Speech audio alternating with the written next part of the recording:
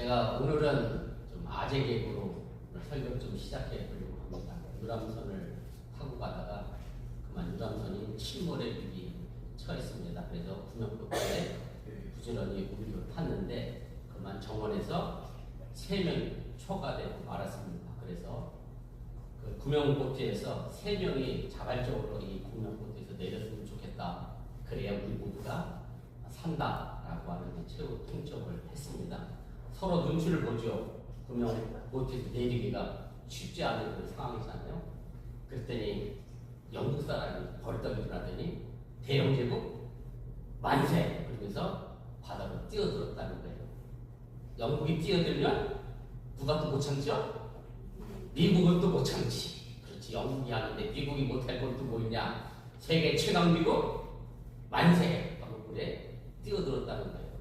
마지막 한 명이 남았는데 이럴 때 또 빠지면 섭섭한 것이 한국 사람 아니겠습니까? 대한독립 만세를 크게 3번 외치고 옆에 있는 일본 사람을 발로 걸어차 물에 빠뜨렸답니다. 방법줄을 앞두고 제가 뭐 아직 이거 얘기했습니다만은 우리나라만 사랑하자는 국수주의를 얘기하는 게 아니라 과거의 역사를 잊지 않고 살아갔으면 참 좋겠습니다. 이번 주일이 지나고 나면 다가오는 토요일은 8월 15일 우리나라 일본한테 국거를 회복한 지 81년이 되는 그런 날입니다. 주어진 시간만큼의 자유와 책임의 무게를 느끼며 우리가 또한 살아가야 합니다. 한국 교회사에서 중요한 업적을 남긴 목사님 가운데에 영락교회 담임 목사님이었던 고 한경직 목사님이 계십니다. 이분의 일화 속에 이런 이야기가 있습니다. 1945년 해방을 맞고 나서 첫 주일을 맞이했을 때에 한경직 목사님께서 신의주에서 목회를 하시면서 해방 후 첫 주일 설교를 하시게 됐다고 합니다. 물론 그 자신도 이제 신사참배 문제 때문에 일본 사람들에게 많은 박해를 받고 고통을 많이 겪으신 분이었기 때문에 해방을 맞아서 첫 주일 설교를 하는 것에 아마 큰 감격을 했을 것이고 특별했을 것이라 그렇게 생각이 됩니다. 그래서 교인들에게 이렇게 첫 설교를 시작을 했다는 거예요. 여러분, 이제부터는 일본말을 아싸리 하지 맙시다. 이렇게 얘기했다는데 혹시 제가 들은 이 말씀에서 이상한 점을 발견하셨는지 모르겠습니다. 일제로부터 해방을 맞이했으니 이제 일본말을 쓰지 말라고 한 말인데 바로 거기에 아싸리라고 하는 일본말이 들어가 있었습니다. 사실은 이 아싸리가 경상도 사투리로 알고 있는 한국 사람들도 실제로 많이 있습니다. 경상도 사투리가 아니라 일본어 부사 아싸리에서 유래된 말이고요. 일제강점기를 거치면서 우리나라는 이 말을 차라리 혹은 뭐 아예 오히려라는 뜻으로 사용하고 있는 그런 현실이고 아마도 요즘 젊은 세대들은 이 말이 일본 말인 줄 모르고 사용하는 이들도 있을 것이라 생각이 듭니다. 그만큼 일제 36년에 한국 민족에게 일본은 일본 사람이 되라고 그의 말과 문화를 강요했고요. 그 결과 사회 곳곳에 좋은 한국말이 있음에도 불구하고 여전히 일본말을 하는 경우가 너무 많이 있음을 보게 됩니다. 몇 년 전 일입니다. 꼭 기억하고 계실 수도 있습니다만 대한민국 국회 청문회를 하는 과정 중에 이런 일이 있었습니다. 이 일이 더 황당했던 이유는 뭐냐면 국회의 여러 분과위원 가운데에 교육과 문화를 담당하고 있던 분과위원회에서 나온 국회의원 입에서 나온 말이기 때문에 더더욱 그렇습니다. 제가 국회의원이었기 때문에 실명을 거론하겠습니다. 이 사람의 이름이 이은재라고 하는 국회의원입니다. 이은재 국회의원이 이야기를 하는데 아마 좀 언성을 높이고 격앙된 말로 이야기를 했습니다. 그랬더니 중간에 사회자가 차분하게 질문을 했으면 좋겠다라고 하는 발언을 하게 되자 그분이 이런 이야기를 합니다. 내가 지금 차분하게 질문하고 있는데 왜 사회자가 중간에 겐세이를 놓습니까? 이랬다니까요. 야, 국회의원 수준 알만하죠? 그것도 문화와 교육에 관련된 국회 분과 소위원인데 겐세이라는 거 아세요? 우리 김문사님은 당구장에서 좀 여러 번 들어봤을 것 같은데 그죠? 이게 원래 당구장에서 나온 말이에요. 그래가 내 공을 다른 공이 진로를 방해하는 걸 그때 겐세이 놓는다고. 제가 당구장을 다녔던 건 아닌데 아무튼 당구장 용어입니다. 그래서 겐세이는 방해하다, 막다, 흐름을 끊다 이런 식의 일본어에 있습니다. 제가 앞서 예를 들어 말씀을 드렸던 것처럼 일제시대에는 학교에서 우리가 말을 하지 못하게 했습니다. 한국말을 하고 싶어도 하지 못하도록 강제로 일본말을 배우게 했다고 하는 얘기고, 제 생각에는 우리 최 목사님도 그래서 아직도 일본어를 기억하실 수도 있다는 그런 생각을 하게 됩니다. 그런데 해방이 되고 나서 이제 굳이 일본말을 하지 않아도 되고 하고 싶은 한국말을 얼마든지 할 수 있음에도 불구하고 우리 언어 곳곳에 이미 나도 모르게 일본말이 되어 있는 것을 보게 되는데, 만약 우리가 이런 삶을 계속해서 살아간다고 하면 우리 여전히 의식 속에 이미 자유를 잃어버리고 일제 식민지 문화 속에서 살아가고 있다고 해도 틀린 말이 아닙니다. 우리가 자유라고 하게 되면 육체적 자유, 정치적 자유, 경제적 자유, 그리고 교육적 자유, 그런 이야기를 합니다. 더 나아가 도덕적 자유도 있고 신앙적 자유도 있습니다. 그런데 이런 자유의식이 없이 살아가고 있는 사람들이면 이미 그 사람은 자유를 빼앗긴 사람들이라고 해도 틀린 말이 아닙니다. 갈라디아서의 핵심 주제는 바로 그리스도인의 자유입니다. 바로 오늘 본문에서 우리에게 주어진 자유는 예수 그리스도께서 주신 것이고, 예수 그리스도의 십자가의 희생을 통해 우리를 죄에서 구원하셨음을 이야기를 합니다. 그런데 제가 이미 서론에서 말씀을 드렸던 것처럼, 그럼에도 내가 이 자유를 얻은 것을 모르고 산다라고 하면 우리 여전히 죄의 종살이를 하는 신앙인이 된다는 그런 사실입니다. 영국의 연주 작가인 조지 엘리어트가 사람들이 알게 모르게 5가지 감옥에 갇혀 산다라고 말을 했습니다. 첫째는 자기 사랑의 감옥입니다. 물론 자기 자신을 사랑해야죠. 나를 사랑하는 것이 우선이고 나 자신에 대해서 긍지를 갖는 것은 좋습니다. 그러나 이것이 지나치게 되면 매사에 자신만을 생각하고 자신만을 사랑하다 보면 결국은 이기주의에 빠지게 되고 다른 사람과 어울리지 못하는 마치 독방의 죄수처럼 홀로 사는 고독한 사람이 되고 맙니다. 두 번째는 근심의 감옥을 이야기합니다. 어려운 일 당할 때, 어떤 알지 못하는 세계를 향하여 나갈 때 두려움이 드는 것, 염려하는 것, 너무나 사실 자연스러운 그런 현상입니다. 그러나 이것도 너무나 지나쳐서 그 근심 때문에 밝은 미래를 바라보지 못하게 되면 근심이라고 하는 어두운 감옥에 우리가 갇히게 됩니다. 세 번째는 과거를 생각하는 회상의 감옥입니다. 사실 과거를 회상하는 능력은 사람만이 가진 독특한 능력입니다.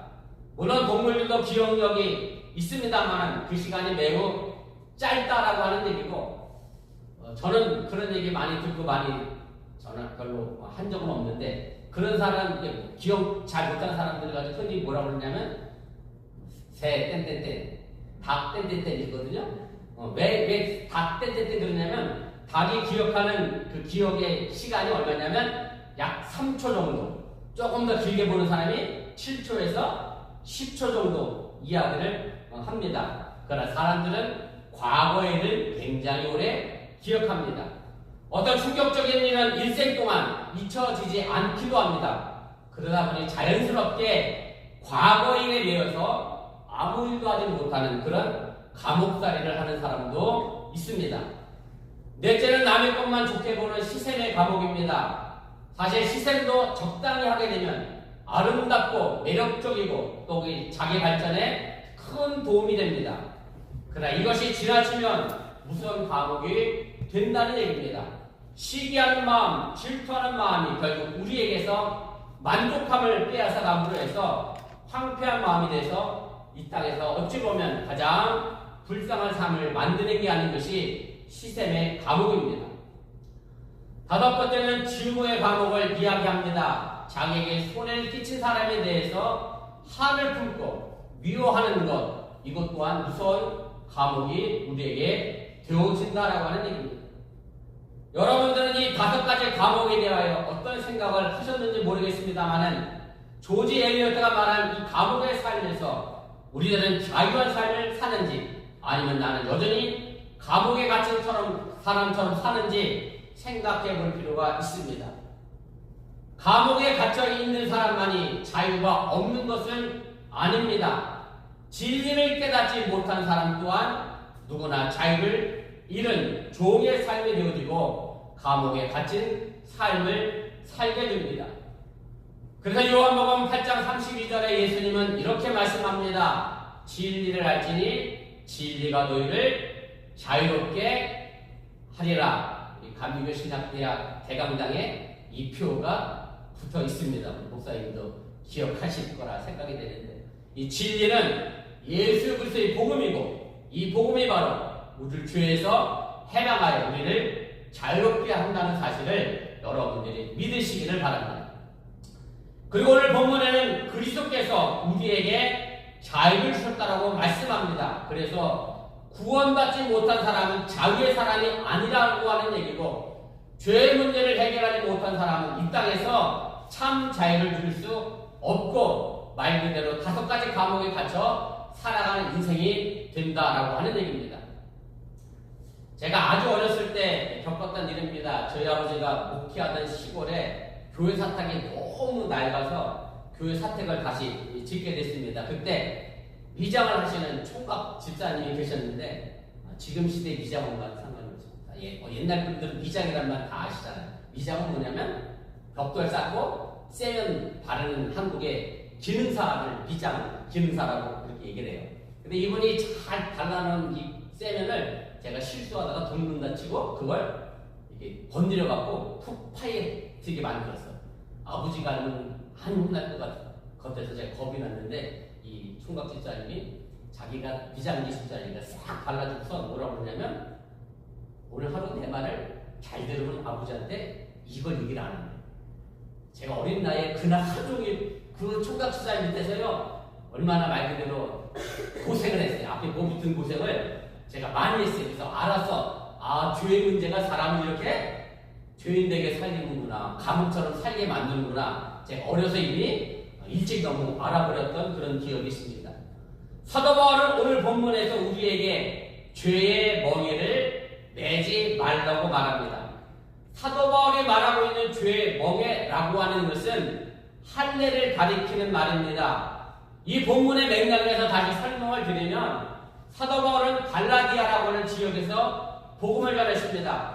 예수님이 우리를 위하여 십자가에서 돌아가셨고, 그래서 우리는 그 십자가를 믿으면 구원을 받고 죄에서 자유함을 얻는다라고 복음을 전했습니다.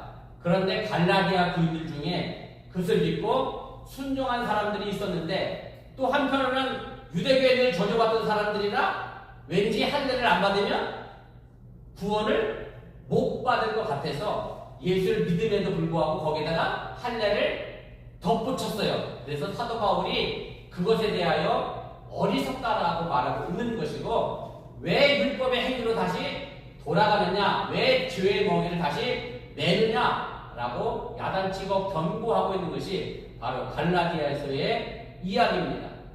사도 바울은 갈라디아 교인들 복음에서, 믿음에서 다시 율법으로 돌아가려고 하는 그것을 어리석은 행동이라고 이야기하게 됩니다.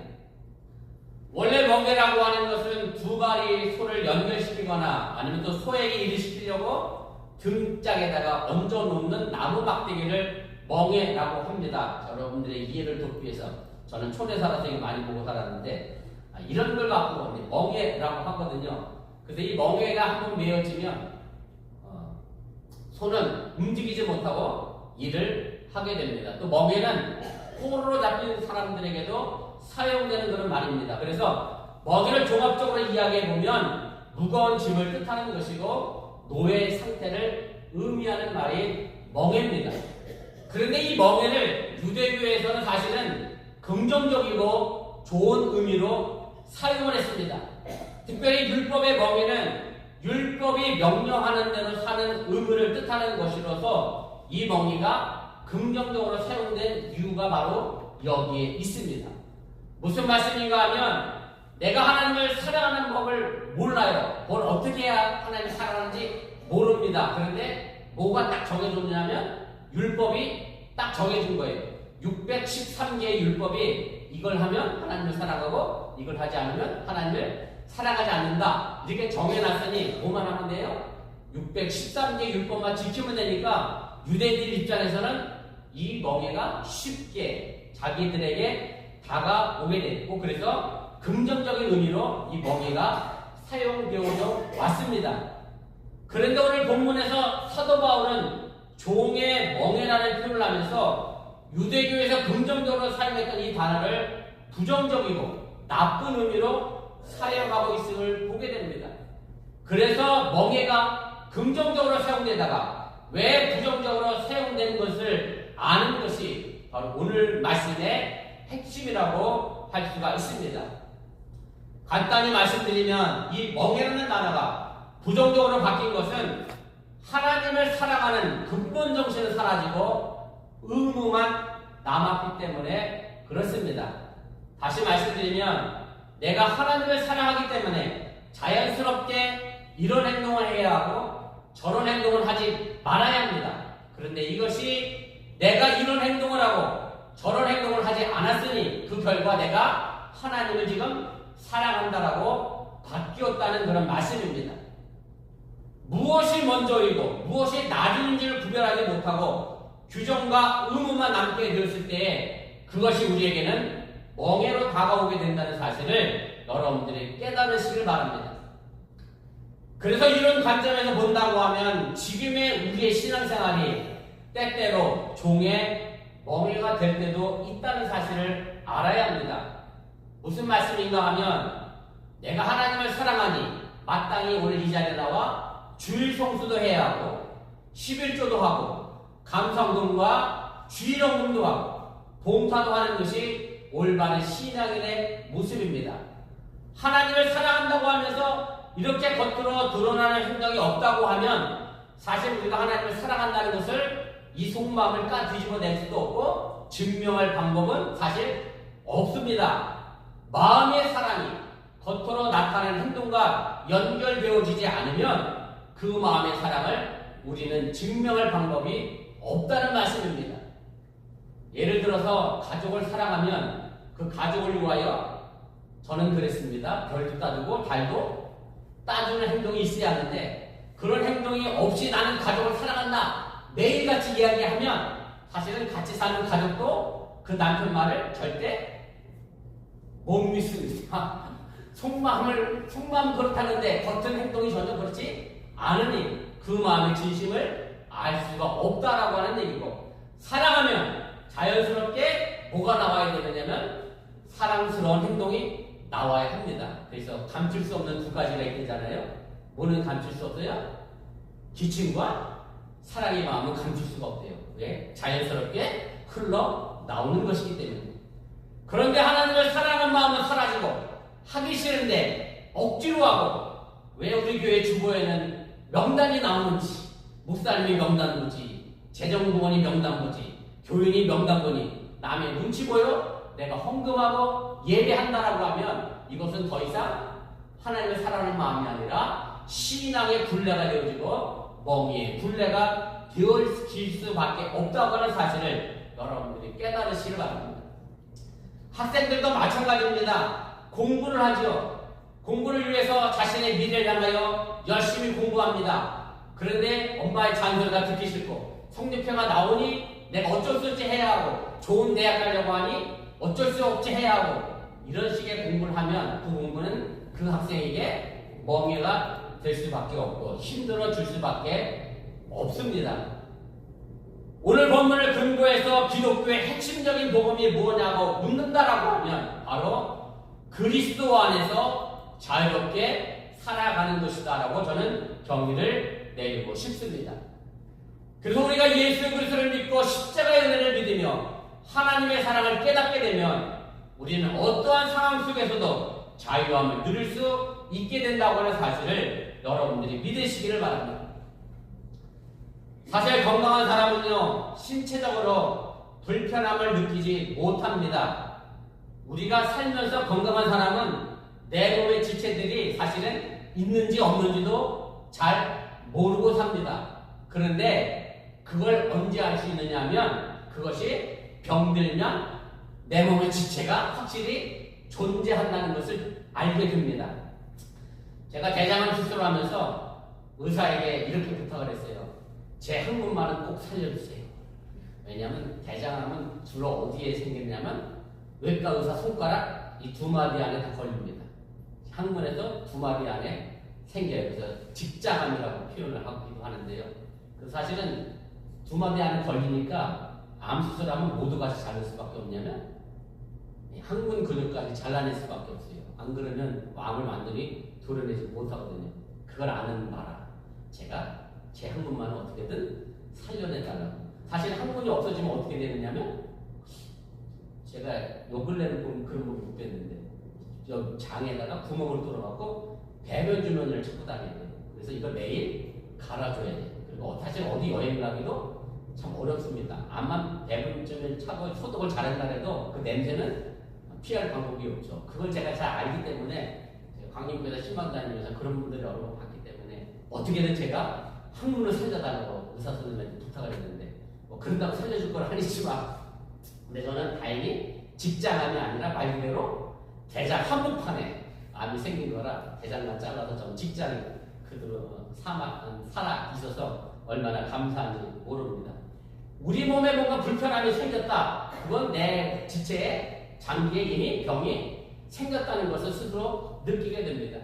마찬가지로 우리 마음이 뭔가 불안하고 염려가 되고 걱정이 되고 화가 쌓여있고 절망스럽고 고통스럽다라고 하면 우리의 영육간에 큰 문제가 있음을 알려주는 신호임을 여러분들이 기억하시고 예수 그리스도 안에서 참 자유를 누리며 살아갈 수 있기를 주님의 이름으로 부탁을 드립니다.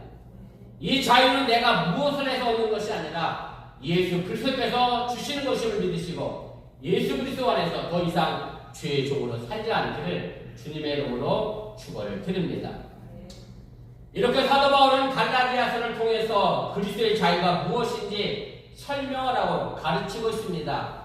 우리가 율법의 종이었고 죄와 두려움의 종이었지만 이제 예수 그리스도로 말미암아 자유를 얻었습니다. 그래서 우리는 자유인입니다. 그러게 우리는 다시는 종의 멍에를 매지 말라고 했습니다.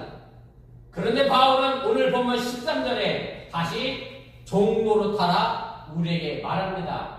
1절에는 종이 되지 말라 하더니 한 장이 안 넘어가 다시 우리에게 종 노릇하라고 합니다. 참 이상한 사람처럼 사도 바울이 보일 수도 있습니다. 그런데 종 노릇도 종 노릇 나름이라고 하는 사실을 깨달으시길 바랍니다. 한 탐험가가 외국을 여행하는 중에 아주 희귀한 새 몇 마리를 얻었습니다. 새장에 넣어서 배를 타고 본국으로 돌아갑니다.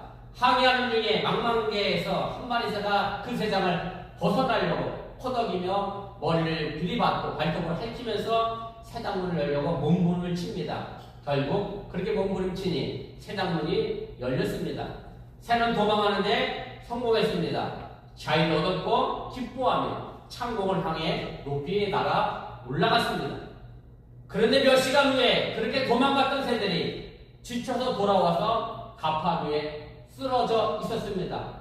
새들은 자유를 얻었다고 날아 올랐는데 망망대해에 쉴 곳이 없었고 내려앉아서 정착할 곳이 없었고 먹을 것이 없었습니다. 계속해서 날아갈 힘이 없었기 때문에 그래서 죽기 살기로 다시 이 배를 향하여 돌아오게 됐다는 말씀입니다.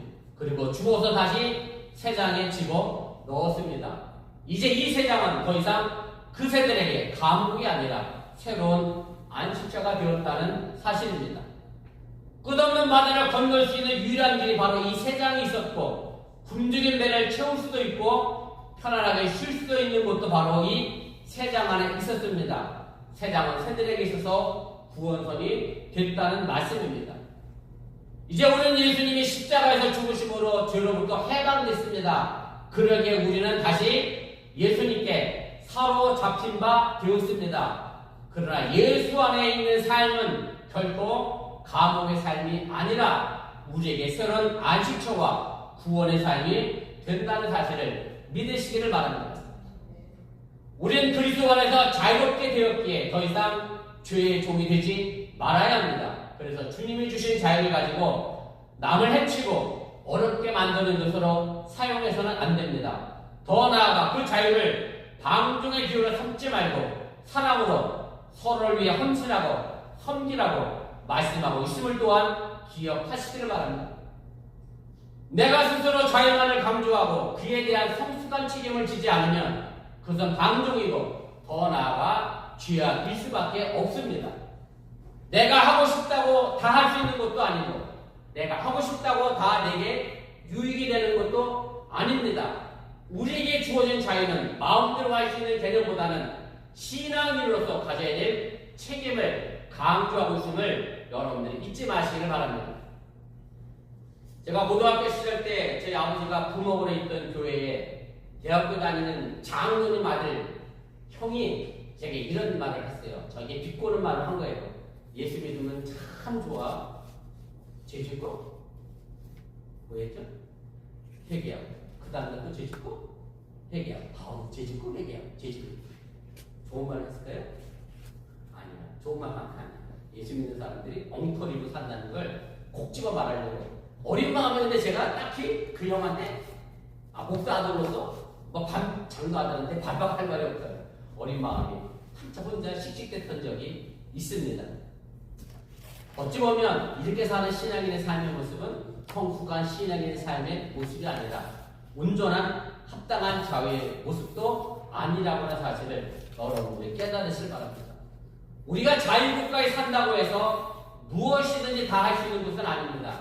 다른 사람의 자유를 해치지 않는 범위 내에서 내가 무엇이든지 할 수 있는 것이지 다른 사람의 자유를 해치게 되면 그것은 법적으로 제재를 받게 되어 있습니다. 우리에게 주어진 자유는 그리스도 안에서 서로 종노릇하는 자유임을 여러분들이 믿으시기를 바랍니다. 사람들이 얼마나 어리석은지 성경의 역사를 통해 보면 쉽게 알게 됩니다. 이스라엘 백성들이 애굽에서 나왔습니다. 400여 년간의 종살이 하다가 이집트에서 벗어나서 드디어 자유로운 생활을 시작을 하게 됩니다. 그래서 광야 40년 동안 하나님의 은혜로 그 광야를 건너가게 됩니다. 그런데 광야에서 조금 더 목마르려고 하니까 배가 고프니까 뜨거운 태양이 때문에 힘드니까 그들이 뭘 생각했느냐면 자유로운 걸 생각하지 못하고 어디로 다시 돌아가면 이집트로 다시 돌아가면 배불리 먹을 수도 있고 쉴 수도 있고 뜨거운 태양도 피할 수 있는데 제가 이 성경 구절 볼 때마다 그런 생각이 들어요. 종살이 하면서 좋은 거 먹어봐야 뭘 먹었겠어. 그죠? 종살이에서 뭘 그게 배불리 먹었겠어. 그런데도 거기가 좋다고 돌아가자고 합니다. 다시 자유 없는 죄의 종의 모습으로 돌아가는 그런 이스라엘 백성들의 모습을 보면 사실 그 사람들의 이야기가 아니라 사실 나의 이야기이기도 하고 우리의 이야기이기도 하다라고 하는 얘기입니다. 하나님의 은혜는 금방 잊어먹고 내가 조금 힘들면 불평하고 원망하고 아유 하나님 그땐 좋았는데 왜 제게 지금 이런 시련을 주십니까? 라고 하는 다시 종의 멍에를 매는 어리석음에 우리 쉽게 빠져가게 됩니다. 이것은 마치 이 세상에 살기 힘드니 죄 짓고 어디 가자? 아이 죄 짓고 천국 가면 얼마나 좋겠어요. 죄 짓고 감옥 가자. 제가 감옥에 있었잖아요. 감옥 가면 다 해줘요. 밥도 세끼 다 주고요. 옷도 주고요. 빵도 주고요. 없는 거 없이 다 줘요. 겨울엔 두꺼운 옷도 주고. 얼마나 좋아. 감옥 가면 좋겠죠? 네, 그럼에도 불구하고 그 감옥에서 나오려고 합니다. 이런 어리석음에 우리가 빠져서는 결코 안 된다라고 하는 사실을 여러분들 잊지 마시길 바랍니다. 우리는 그리스도 안에서 자유함을 얻었기 때문에 서로 사랑의 종노릇을 해야 합니다. 그런데 이런 사랑의 종노릇이 싫어서 난 세상으로 다시 돌아가야 되겠다. 나는 열방사랑교회를 떠나야 되겠다. 하는 이처럼 어리석은 사람이 없기를 주님의 이름으로 간절히 부탁을 드립니다. 페르시아의 고레스라고 하는 왕이 있었습니다. 이 고레스 왕은 주전 6세기에 페르시아를 통치했던 왕이고 영어 발음으로는 사이레스라고 합니다. 이 고레스는 성경에도 등장하죠. 이스라엘 사람들이 바벨론 포로로 있다가 해방돼서 다시 고국으로 돌아갑니다. 바벨론 포로에서. 그때 이 바벨론을 멸망시킨 왕이 누구냐면 고레스입니다. 페르시아 제국의 고레스 왕이 이 바벨론을 멸망시켜서 이스라엘 백성들을 돌려보냅니다. 그래서 성경에 보면 이 고레스 왕을 하나님의 사자로 묘사가 됩니다. 고레스 왕이 정복 전쟁을 하는 동안에 적대국의 왕과 왕의 아들과 부인과 그 가족을 포로로 잡게 됐습니다. 그래서 이 왕이, 고레스 왕이 죽일 수도 있고 살릴 수도 있는 그런 중요한 문제가 남게 됐습니다. 그때 고레스 왕이 포로 잡힌 왕을 향하여 이렇게 말을 했다고 해요. 만일 내가 당신을 살려주면 당신은 내게 무엇을 주겠소? 라고 했더니 이 왕이 제 재산의 절반을 드리겠습니다. 그랬다는 거예요. 그리고 나서 왕이 아들을 바라보면서 그럼 내가 이 아들을 살려주면 당신은 내게 뭘 주겠소? 그랬더니 포로 잡힌 왕이 그럼 내 재산의 나머지 절반을 당신에게 드리겠습니다. 그 마지막으로 누가 남았어요? 사랑하는 아내의 얼굴을 보면서 고레스 왕이 내가 당신의 아들을 살려주면 당신은 내게 뭘 주겠어? 우리 열방사랑교회 모든 남자들은 이런 대답을 하리라 저는 확실하고 믿습니다. 포로로 잡힌 왕이 사랑하는 아내의 얼굴을 보면서 제 생명을 드리겠습니다. 기꺼이 안 하는 거예요. 죽겠다라고 한 것이고요. 다 그렇게 생각하시죠? 김고사님 그렇게 생각하시죠? 네. 김고사님 생각하면 다 생각하는 거야. 기꺼이 안 하는 거야. 죽겠다. 그래서 고레스 왕이 한참 고민하다가 이 가족 전부를 살려줬다는 그런 얘기입니다. 그리고 이런 말을 했다고 해요. 사랑을 아는 사람은 다시 나와 대적해서 나쁜 길로 빠지지 않을 것이다라고 말했다라고 하는 얘기입니다. 우리가 누구를 미워하고 시기하고 질투하는 동안 우리는 결국 자유인이 될 수 없습니다. 오직 사랑하는 자만이 자유인입니다. 거기에만이 진정한 자유가 있다라고 하는 얘기입니다. 오늘 여러분들 스스로에게 물어보시기를 바랍니다. 나는 정말 자유한가? 나는 얼마나 이 자유를 누리고 살고 있는가? 물어보시기를 바라고 오늘 그리스도 안에서 우리에게 주어진 자유를 가지고 서로 사랑의 종로로 타는 저와